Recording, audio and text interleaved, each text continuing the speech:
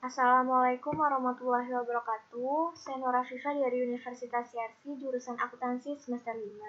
Di video kali ini atau topik ke-6, saya akan membahas laporan keuangan dan membuatnya ke dalam Microsoft Excel.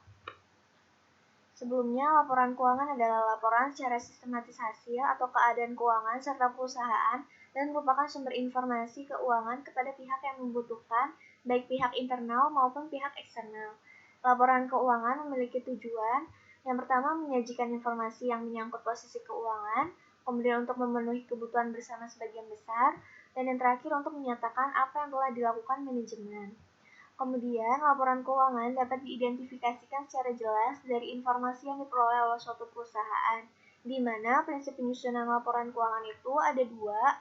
Yang pertama, relevan dengan tujuan operasi perusahaan dan kebutuhan pemakai, dan juga daya banding, yaitu bisa dibandingkan dengan laporan perusahaan periode sebelumnya atau perusahaan lain yang sejenis.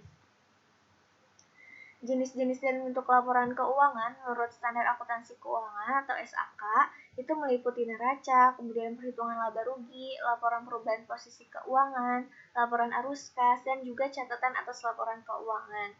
Laporan keuangan di Indonesia itu harus disusun secara aktual kecuali laporan arus kas. Laporan keuangan dari perusahaan itu terdiri dari ada laporan laba rugi atau Statement of Profit and Loss, kemudian laporan perubahan ekuitas atau Statement of Change in Equity, dan yang terakhir ada laporan posisi keuangan atau Statement of Financial Position. Nah, jadi yang pertama itu kita harus membuat laporan laba rugi, di mana laporan laba rugi itu adalah bagian dari laporan keuangan suatu perusahaan yang dihasilkan pada suatu periode akuntansi yang menyajikan hubungan antara pendapatan atau penghasilan dan beban dari entitas. Nah, laba sering digunakan sebagai ukuran kinerja atau sebagai dasar untuk pengukuran lain. Unsur-unsur laporan keuangan yang secara langsung terkait sama laba itu adalah pendapatan dan beban. Nah, selain itu, laporan laba rugi juga fungsinya sebagai alat memonitor kemajuan dan kekurangan keuangan perusahaan. Nah, setelah membuat laporan laba rugi, perusahaan akan membuat laporan perubahan ekuitas. Nah, laporan perubahan ekuitas itu suatu bentuk laporan keuangan yang menyajikan informasi mengenai perubahan yang terjadi pada ekuitas suatu perusahaan untuk suatu periode akuntansi tertentu. Nah, adapun faktor-faktor yang menimbulkan perubahan ekuitas itu yang pertama hasil usaha, rugi atau laba. Kalau laba itu akan menambah modal, sedangkan rugi itu akan mengurangi modal. Kemudian ada penanaman modal, itu contohnya seperti menambah investasi, penerbitan, dan penempatan saham baru. Kemudian ada pengurangan modal, contohnya tuh kayak pengambilan prime atau pengambilan kepentingan pribadi, kemudian pembagian dividen, kemudian penarikan modal atau saham. Dan yang terakhir, modal akhir yaitu modal perusahaan pada akhir periode. Nah, setelah menyusun laporan perubahan ekuitas, itu ada laporan posisi keuangan. Tapi di video kali ini saya hanya akan mempraktikkan laporan laba rugi dan juga laporan perubahan posisi keuangan. Nah, langsung aja ke Excel-nya. Nah, sebelumnya di sini saya sudah menyiapkan ada header atau nama perusahaan, laporan laba rugi, dan periodenya 31 Desember 2020. Dan juga di sini ada formatnya, ada kode akun, nama akun, jumlah, dan total. Nah, langsung aja saya isi, kita menyusun laporan laba rugi. Nah, untuk kode akun, ini kita bisa langsung copy paste aja dari sheet neraca lajur. Nah, untuk laporan laba rugi kan isinya pendapatan sama beban ya. Jadi, kita copy yang pendapatan, yang ini, sama biaya operasional ini. Terus, untuk kode akun udah kita isi, nah nama akun kita isi dengan menggunakan rumus VLOOKUP. Nah, jadi rumusnya masih sama kayak sebelum-sebelumnya, VLOOKUP, buka kurung, A7 ini, atau kode akun, lookup value-nya, kemudian table array-nya itu yang daftar akun, kemudian call index number-nya itu nomor 2, yang sesuai dengan sheet akun, kemudian false, terus tutup kurung, enter. Terus kita bisa langsung drag aja sampai bawah, kemudian kita di sini kasih jumlah pendapatan dan jumlah biaya dan laba atau rugi. Nah, untuk pengisian jumlahnya, kita menggunakan rumus sum if. Nah, langsung aja saya praktikkan sama dengan sum if Nah, untuk range-nya kita ke sheet neraca lajur, terus kita klik yang baris A atau baris kode akun, kemudian titik koma. Nah, untuk kriterianya kita ke sheet laba rugi, kita pilih yang kode akun ini yang 4000, titik koma. Nah, untuk sum range-nya kita ke sheet neraca lajur lagi, terus kita pilih baris yang di laba rugi yang di bagian debit.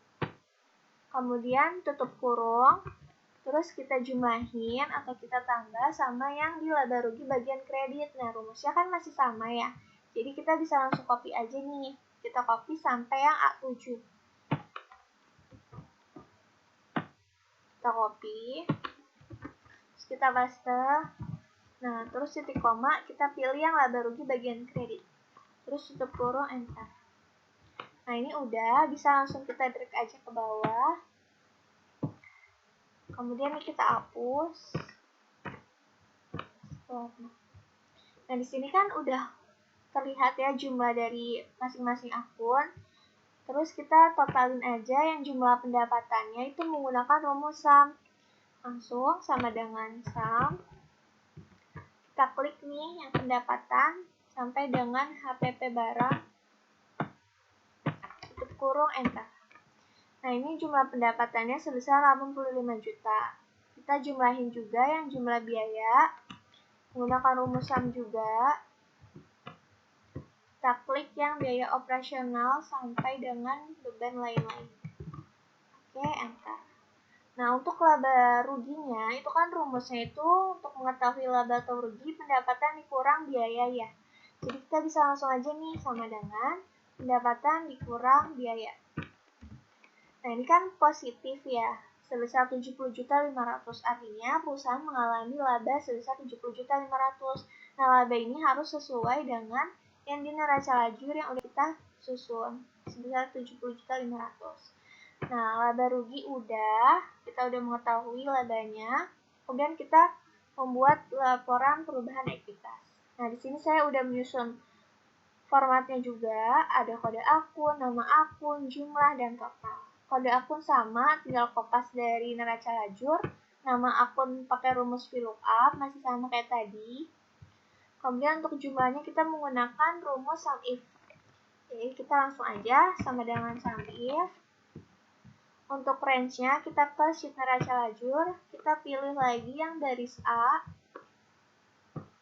kemudian titik koma, kemudian kriterianya kita ke sheet perubahan ekuitas, terus kita pilih yang A7 atau yang kode akun ini, yang 3000, titik koma.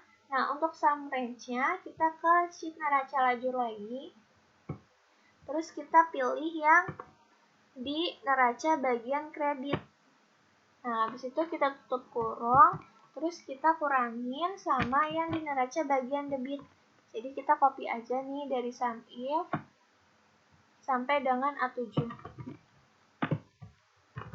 Titik koma, kita pilih yang neraca bagian debit, terus tutup kurung, enter. Nah, ini udah, terus kita bisa langsung drag sampai modal. Nah, ini modal udah keluar. Nah, untuk laba bersihnya, kita kan tadi udah mencari ya di laporan laba rugi. Jadi kita bisa langsung sama dengan kita klik nih yang di sini, enter. Nah, ini udah keluar. Nah, untuk total kita menggunakan rumus sum lagi. Nah, kita bisa langsung drag aja. Nah, ini kan jumlah ekuitas dia udah bertambah ya karena dia mendapatkan laba. Jadi, jumlah ekuitas perusahaan PT VBRC itu periode 31 Desember sebesar Rp761.500.000. Nah, saya udah menyusun laporan laba rugi dan juga laporan perubahan ekuitas. Apabila ada kesalahan, mohon maaf. Wassalamualaikum warahmatullahi wabarakatuh.